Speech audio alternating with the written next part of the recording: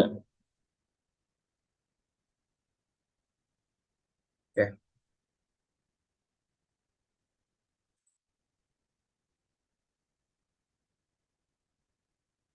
Hmm. Oke, perkenalkan nama saya Samuel Reza Hakim. Saya dari Prodi Manajemen Aset Publik Reguler dengan nomor induk mahasiswa 4111230100. Di sini saya akan mempresentasikan tiga teori hukum menurut Hans Kelsen, Jeremy Bentham, dan Ross Beppo. Oke, baik, di sini saya akan menjelaskan hukum menurut Hans Kelsen. Oke, di sini Hans Kelsen ini mengemukakan mengenai teori hukum murni atau pure theory of law. Teori hukum murni ini keinginan untuk membebaskan ilmu hukum dari anasir-anasir atau unsur-unsur sosial, ekonomi, politik, budaya, dan lain sebagainya. Hukum diwajibkan bebas nilai dan harus terbebas dan tidak tercemari oleh unsur-unsur yang bersifat ideologis. Nah, di sini kita bisa tahu bahwa hukum yang dikemukakan oleh Hans Kelsen ini merupakan hukum yang bersifat tuh berdiri sendiri, tidak diikat oleh hukum-hukum lain seperti hukum norma, hukum-hukum sosial maupun ekonomi, politik, dan budaya. Tujuan dari teori hukum murni ini untuk menggambarkan hukum sebagai norma yang mengikat, sementara pada saat yang sama menolak dirinya sendiri untuk mengevaluasi norma tersebut. Artinya, ilmu hukum haruslah terpisah dari politik hukum. Nah, sebelum kita mengetahui lagi lebih lanjut mengenai teori hukum murni, kita harus mengetahui dulu siapa itu Hans Kelsen. Oke, di sini Hans Kelsen lahir pada tanggal 11 Oktober 1881. Sejak kecil, Hans Kelsen tertarik pada bidang ilmu klasik dan humanisme seperti filsafat, sastra, logika, dan matematika. Dan Hans Kelsen ini sendiri telah menciptakan lebih dari 400 karya. Seperti pada tahun 1905, Hans Kelsen menerbitkan buku pertamanya berjudul Die Staatsleber des Dante Alighieri. Dan pada tahun 1911, Hans Kelsen menyelesaikan karyanya yaitu berupa Hauptproblem der Staatsrechtslehre. Dan pada tahun 1914, Hans Kelsen menerbitkan dan menjadi editor The Austrian Journal and Public Law.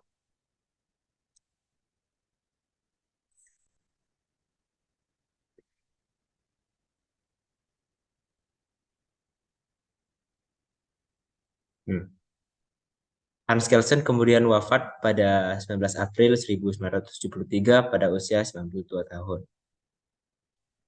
Oke, lanjut. Teori hukum murni. Hukum murni itu tidak boleh bercampur baur dengan unsur-unsur lain seperti moral, agama, politik, ekonomi, dan lainnya. Seperti yang sudah kita bahas sebelumnya itu bahwa teori teori hukum murni ini itu tidak boleh bercampur dengan teori-teori lain seperti anasir-anasir atau unsur-unsur sosial, ekonomi, politik, dan budaya. Hukum itu diwajibkan bebas nilai dan harus terbebas dan tidak tercemari oleh unsur-unsur yang bersifat ideologis. Di sini maksudnya bahwa hukum murni yang dikemukakan Kelsen ini itu tidak boleh ada unsur-unsur seperti unsur norma agama, yaitu seperti hukum tidak boleh membunuh itu bagi Kelsen itu adalah hukum yang wajib ditegakkan. Tidak tidak harus kita seperti bahwa hukum itu tidak boleh diajarkan oleh agama-agama lain. Namun bagi Hans Kelsen, hukuman mati tersebut itu adalah hukuman yang sah bagi seorang yang telah melakukan tindakan kejahatan. Bagi Hans Kelsen, satu-satunya hukum yang benar adalah hukum positif teori hukum. Adalah teori hukum positif. Bahwa paparan Hans Kelsen tentang teori hukum murni bertujuan untuk menjelaskan hakikat hukum dan bagaimana hukum itu dibuat, dan bukan untuk memaparkan apakah hukum yang seharusnya maupun bagaimana seharusnya hukum dibuat. Teori hukum murni adalah ilmu hukum atau legal science dan bukan soal kebijakan hukum. Soal kebijakan hukum atau legal policy teori ini mengkonsentrasikan diri pada hukum semata-mata dan berusaha melepaskan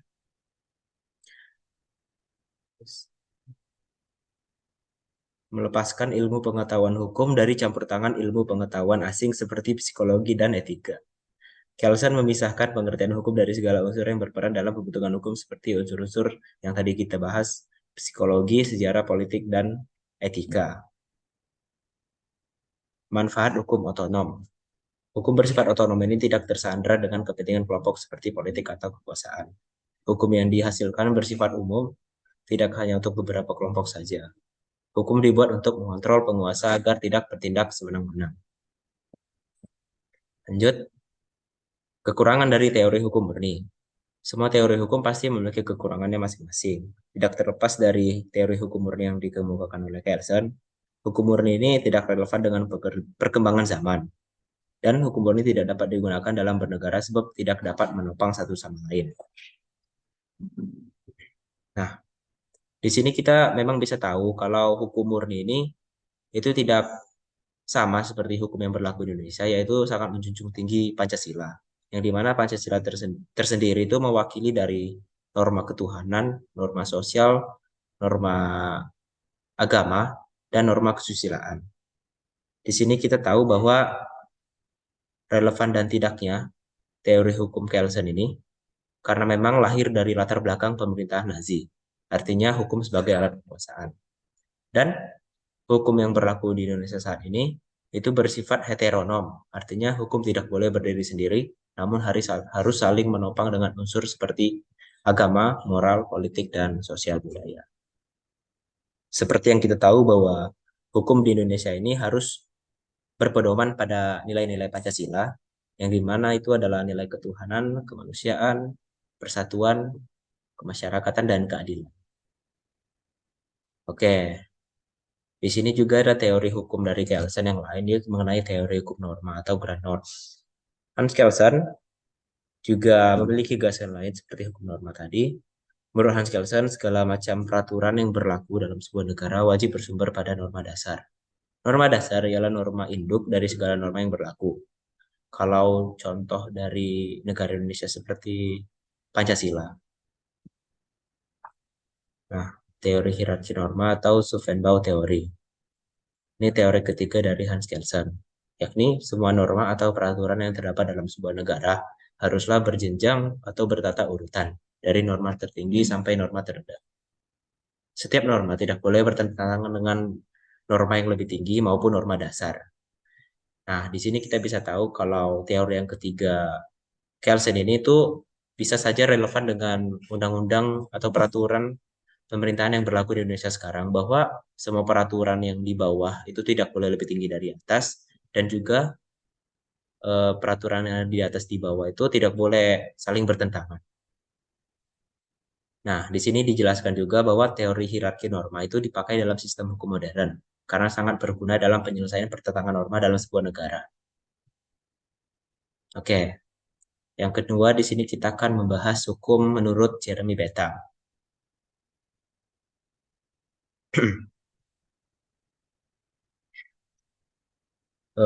Teori utilitas atau utilitarianisme. Hukum ini bertujuan untuk mencapai kefaedahan atau kemanfaatan. Artinya, hukum itu bertujuan untuk menjamin kebahagiaan bagi sebanyak-banyaknya orang ataupun masyarakat. Nah, di sini kita harus mengenal lebih dulu siapa itu sih Jeremy Bentham. Jeremy Bentham ini lahir pada tanggal 15 Februari 1748 di London, Inggris. Ayah dan kakeknya berprofesi sebagai jaksa yang berkecimpung di bidang hukum. Latar belakang profesi inilah yang membuat Bentham sejak kecil memiliki minat yang sangat tinggi terhadap masalah hukum.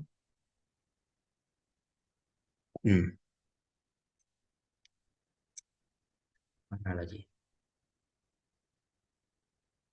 Dan semasa ia kecil, dia menempuh pendidikan di Oxford, yaitu studi hukum, dan memperoleh kualifikasi terakhir sebagai seorang barrister atau advokat di London. Hukum pula yang memberikan kontribusi besar mengharumkan namanya hingga memasuki abad ke-21 ini. Nah, karya-karya Jeremy Bentham itu bisa kita lihat seperti pada tahun 1787 itu menerbitkan buku Defense of Usury, dan tahun 1789 menerbitkan buku An Introduction to the Principle of Moral and Legislation. Dan terakhir tahun 1800 menerbitkan buku Manual of Political Economy. Kondisi sosial politik yang didominasi oleh berbagai praktik ketidakadilan sosial di zamannya mendorong Bentham sebagai seorang mahasiswa hukum untuk peduli pada persoalan-persoalan yang berkaitan dengan moralitas publik. Ia terinspirasi untuk menulis banyak esai yang berkaitan dengan problematika, politik, dan hukum yang memiliki relevansi praktis. Seperti yang bisa kita tahu dari karya-karya Jeremy Bentham yang tadi.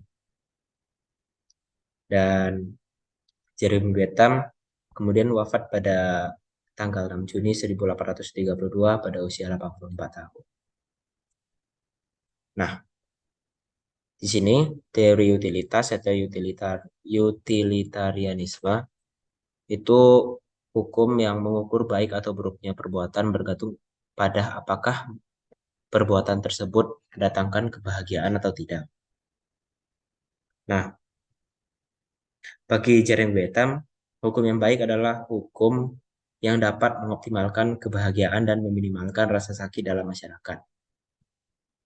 Nah, di sini kita bisa tahu bahwa pandangan Jeremy Bentham mengenai hukum itu merupakan dari tindakannya itu yang berakibat baik atau tidak bagi semua orang.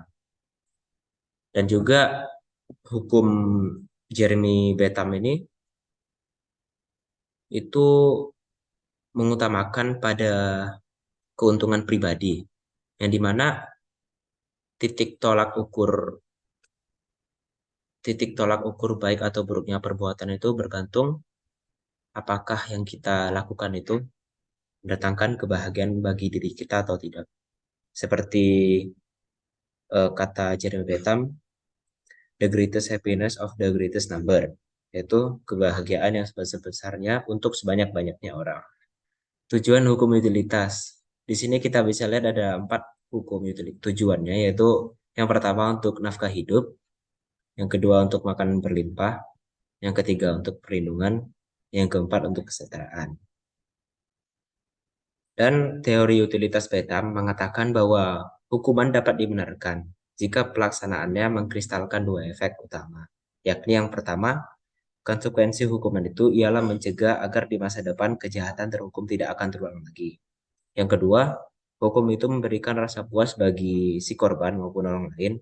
Ciri khas hukuman ini bersifat preventif ke masa depan agar orang tidak lagi mengulangi perbuatannya, dan pemenuhan rasa senang orang-orang yang terkait kasus hukum tersebut dengan pencegahan atau preventif.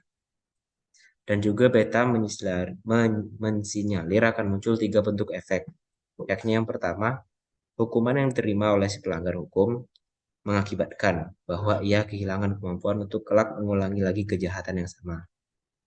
Ini jika si terhukum dikurung dalam penjara seumur hidup, tangannya dipotong atau bahkan dieksekusi mati oleh vonis lembaga hukum formal.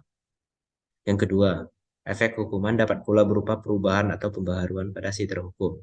Ini mengandaikan hukuman mempengaruhi dan memperbarui kecenderungan ataupun kebiasaan-kebiasaan yang tidak baik di dalam diri subjek terhukum, sehingga ia tidak ingin lagi melakukan kejahatan pada masa depan. Di sini, mental orang dibarui sehingga ketika terbebas nanti, ia tidak lagi mau atau ingin keadilan hukum Jeremy Bentham untuk melakukan perbuatan melawan hukum. Ini mengandaikan si terhukum sudah mengalami transformasi diri sesudah menjalani tahapan proses hukum selama ia berada di dalam jeruji penjara. Dan yang terakhir, yang ketiga ini adalah efek jera dan penangkalan death range. Hukuman harus mampu membuat jera subjek terhukum dan sekaligus menangkal kejahatan dari para penjahat potensial lain di dalam masyarakat. Hukuman ini membuat orang yang sudah bebas dari penjara itu kapok atau jerah untuk berbuat melawan hukum lagi, sekaligus memberi pesan bagi anggota masyarakat lain untuk tidak lagi melakukan kejahatan jenis baru di dalam realitas masyarakat. Nah, apakah hukum utilitas ini relevan dengan bangsa Indonesia? Dari yang kita tahu bahwa hukum utilities ini menekankan bahwa baik buruknya dinilai berdasarkan faktor kebahagiaannya. Begitu pula sebaliknya. Dapat disimpulkan bahwa hukuman dari hukum ini dinilai dari besar kerugian diterima oleh korban. Nah, untuk pendapat saya sendiri bahwa hukum utilities ini relevan. Sebab di mata hukum, semua manusia itu sama dan memperoleh keadilan yang sama. Hmm. Kemudian yang terakhir, saya akan membahas mengenai hukum menurut Roscoe Pound. Nah, di sini hukum yang dikemukakan oleh Roscoe Pound itu adalah teori rekayasa sosial atau social engineering. Di sini hukum rekayasa sosial ini sebagai alat perubahan sosial as a tool of social engineering. Intinya adalah hukum di sini sebagai sarana atau alat untuk mengubah masyarakat ke arah yang lebih baik, baik secara pribadi maupun dalam hidup masyarakat. Nah, siapa sih Roscoe itu? Nathan Roscoe itu lahir pada tanggal 27 Oktober 1870. Dan latar belakang pendidikan Roscoe ini memiliki kecenderungan kuat membuat klasifikasi tentang bahan-bahan hukum. Nah, Roscoe ini merupakan seorang sarjana hukum dan pendidik Amerika. Ia menjabat sebagai dekan Fakultas Hukum Universitas Nebraska dari tahun 1903 hingga tahun 1911 dan menjadi dekan Fakultas Hukum Harvard dari tahun 1916 hingga tahun 1936. Ia adalah anggota Universitas Northwestern, Fakultas Hukum Universitas Chicago, dan pengajar di Fakultas Hukum UCLA. Di tahun-tahun awal sekolah, dari tahun 1949 hingga 1952, studi hukum telah mengidentifikasikan Pound sebagai salah satu sarjana hukum yang paling banyak dikutip di abad ke-20. Nah, apa saja sih karya-karya Roscoe Pound? Yang pertama kita lihat di sini tahun 1907 ia menerbitkan buku Interpretasi Palsu. Dan pada tahun 1914 ia menerbitkan buku Garis Besar Kuliah tentang Jurisprudensi. Dan pada tahun 1921 menerbitkan buku The Spirit of the Common Law. Dan terakhir pada tahun 1923 menerbitkan buku Hukum dan Moral. Nah, yang kemudian Roscoe Pound wafat pada tanggal 30 Juni 1964 pada usia 93 tahun. Nah, teori rekayasa sosial atau social engineering. Hukum harus dapat beradaptasi dan memenuhi kebutuhan perubahan sosial masyarakat. Artinya, hukum harus dapat menciptakan keseimbangan atas potensi dan dapat konflik kepentingan dalam masyarakat. Bagi Roscoe Pound, hukum merupakan lembaga kemasyarakatan yang berperan dalam memenuhi setiap kebutuhan sosial. Nah, di sini saya akan membahas tentang penggolongan social engineering. Yang pertama ini adalah kepentingan publik. Di sini bahwa mencakup kepentingan negara sebagai badan hukum. Yang kedua adalah kepentingan individu. Ini meliputi fisik, kebebasan kemauan, kehormatan, privasi, kepercayaan dan pendapat, kepentingan dalam hubungan rumah tangga, dan harta benda. Dan yang terakhir ini adalah kepentingan sosial. Kepentingan sosial ini mencakup keamanan umum, keamanan dari institusi-institusi sosial, moral umum, pengamanan sumber-sumber daya sosial, kemajuan sosial, dan kehidupan individual. Apakah hukum rekayasa sosial ini relevan? Hukum rekayasa sosial diciptakan untuk menjaga keseimbangan potensi dan dampak konflik kepentingan dalam masyarakat, dan sebagai alat untuk mengubah masyarakat ke arah yang lebih baik. Kalau menurut pendapat saya sendiri itu relevan, sebab di dalam masyarakat memerlukan adanya hukum yang dapat digunakan sebagai tolak ukur keseimbangan. Oke. Oke. Sepertinya itu saja penjelasan dari saya mengenai 3 teori hukum, Hans Kelsen, Jeremy Bentham, dan Roscoe Pound. Saya mohon maaf apabila terdapat kesalahan dari pemaparan materi saya. Sekian dari saya dan terima kasih. Oke.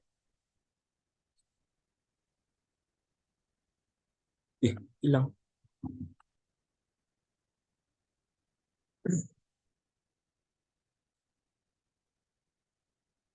Hmm.